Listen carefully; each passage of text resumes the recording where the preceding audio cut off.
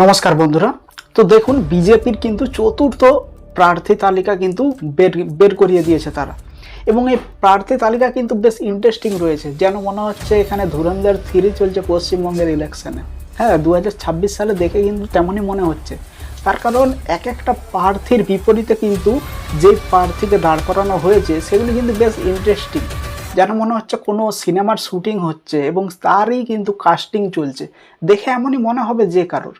তার কারণ এখানে যে কাস্টিংগুলি করা হয়েছে, অর্থাৎ যে প্রার্থী তালিকাগুলি করা হয়েছে, এখানে কাস্টিং বলা হয়ে যাচ্ছে। তার কারণ প্রার্থী তালিকাগুলোকে যেভাবে তালিকাগুলি সাজিয়েছে বিজেপি, সেগুলি কিন্তু দেখে আপনি বলবেন যে এদেরও কোনো হয়তো কাস্টিং ডাইরেক্টর হয়তো তারা হায়ার করে নিয়েছে। অবশ্য হতেও পারে, ইলেকশনে অনেক কিছুই হচ্ছে এবং বর্তমানে কিন্তু সবই সম্ভব। এটা কিন্তু আমরা জেনে গিয়েছি, আপনারাও জানেন। অবশ্য কি প্রার্থী তালিকা তারা প্রকাশ করেছে সেটি আমরা কিন্তু এবারে জানবো।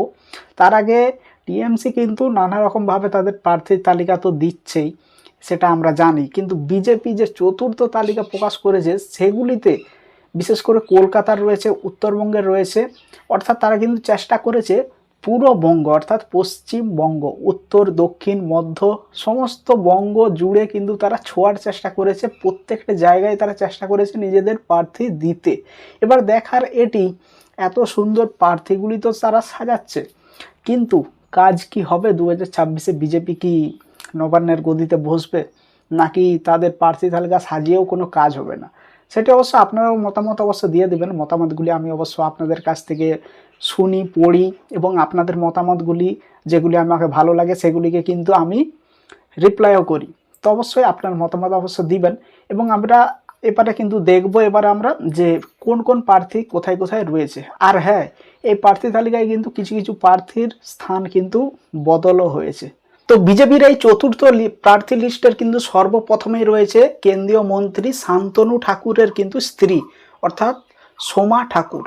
তো বাগদা কেন্দ্রে কিন্তু বিজেপির হয়ে কিন্তু লড়বে সোমা ঠাকুর, এবং বিপরীতে এই কেন্দ্রেই কিন্তু তৃণমূলের হয়ে লড়বে কিন্তু সোমা ঠাকুরেরই সম্পর্কের ননদ মধুপর্ণা ঠাকুর। অর্থাৎ এই কেন্দ্রে কিন্তু লড়াইটা বেশ হাড্ডাহাড্ডি হবে দুটি সম্পর্কের মধ্যে, এবং সেটা কিন্তু আমরা রেজাল্টের সময় দেখতে পাবো। ভোটে তো কিছু বুঝতে পারবেন না আপনারা, রেজাল্টে কিন্তু বেশ ভালোভাবে কিন্তু আপনারা টের পাবেন যে এই কেন্দ্রে, বাগদা কেন্দ্রে কোন প্রার্থী এগিয়ে থাকছে। দ্বিতীয় প্রার্থী হিসেবে আছে কলকাতার সন্তোষ পাঠক, যে কিন্তু কংগ্রেস ছেড়ে বিজেপিতে যোগদান করেছে এবং বিজেপির টিকিটে সে কিন্তু এখন ভোটে লড়বে। এবার দেখার এটি, তার কি কংগ্রেসেই কপাল ভালো ছিল নাকি বিজেপিতে এসে তার কপাল খুলে যায়, সেটি দেখার বিষয়। আমরা সেটিও রেজাল্ট দেখতে পাবো। তো ভোটে কিন্তু অনেক কিছুই খেলা হেরাফেরি চলছে, কিন্তু হেরাফেরি শুধুমাত্র সিনেমাতে হয় না, ইলেকশানেও হয়। বিশেষ করে পশ্চিমবঙ্গের এই ইলেকশান, যখন আবার চিফ মিনিস্টারের ইলেকশান হয় তখন তো বলার নেই, এখানে খেলাটা কিন্তু জমে ক্ষীর হয়ে যায়। সেটা সাধারণ মানুষ কিন্তু বেশ ভালোভাবেই টক্কর দেখতে পায়। এই প্রার্থী লিস্টের কিন্তু তৃতীয়তে নাম রয়েছে কিন্তু দেবাশিস ধর।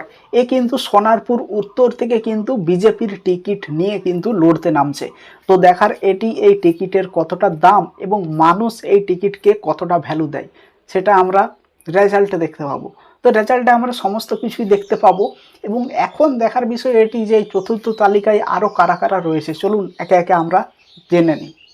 তো যেমনটা বলছিলাম, কলকাতার সবথেকে গুরুত্বপূর্ণ জায়গা হচ্ছে চৌরঙ্গি, এবং এই চৌরঙ্গিতে কিন্তু বিজেপির হয়ে কিন্তু বেশ ভালোভাবে লড়াই করতে নামছে সন্তোষ পাঠক। তো দেখার এটি চৌরঙ্গির ভাগ্য কারা, মানুষরা কাকে পছন্দ করে। এবং এখানে কিন্তু একটা গুরুত্বপূর্ণ কলকাতার এটি জায়গা যেটিতে কিন্তু যে জিতে থাকবে তার কিন্তু অনেকটাই শিকড় মজবুত হবে। তো দেখার বিষয় এটি, এখানে এই চৌরঙ্গিতে তৃণমূল জিতে নাকি বিজেপি, যে জিতবে তার কিন্তু শিকড় এখানে এতটাই মজবুত হবে যে ভবিষ্যতে কিন্তু সিএম এর চেয়ারের অনেকটা মজবুত হওয়ার পেছনে এই চৌরঙ্গির হাত কিন্তু থাকবে। এছাড়া উত্তরবঙ্গের সীতায়ে আশুতোষ বর্মা কিন্তু বিজেপির টিকিটে লড়বে।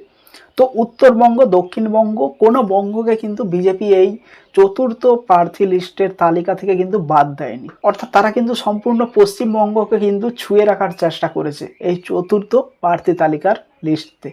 তো আপনারা অবশ্যই জানলেন, এবং কিছু কিছু প্রার্থী আরও রয়েছে যাদের আমি এখানে লাগিয়ে দিচ্ছি, আপনারা দেখে নিতে পারেন। এবং চতুর্থ লিস্টের নামগুলি কিন্তু বেশ ইন্টারেস্টিং ছিল, বিশেষ করে কলকাতার। তো আপনাদের কি মনে হলো, দেখে কি মনে হচ্ছে যে তৃণমূলের বিপরীতে টক্কর প্রার্থীরা কি হাজির হয়েছে এবার? আপনারা অবশ্যই জানাতে পারেন। এবং তৃণমূল নাকি বিজেপি, এই কেন্দ্রগুলি যেগুলির নাম আমি বিশেষ করে হাইলাইট করলাম, সেগুলিতে কারা এগিয়ে থাকতে পারে বলে মনে হয় আপনাদের অবশ্যই কমেন্ট করে কিন্তু জানিয়ে দেবেন। আমি আপনাদের কমেন্টের রিপ্লাই দেব। এবং আপনারা যদি আমার ভিডিও দেখতে পছন্দ করেন তো অবশ্যই চ্যানেলটিকে সাবস্ক্রাইব করবেন এবং ভিডিওটিকে লাইক করবেন এবং আপনার বন্ধু বান্ধবদেরকে অবশ্যই ভিডিওটি শেয়ার করে দেবেন। দেখা হচ্ছে পরবর্তী ভিডিওতে। ধন্যবাদ।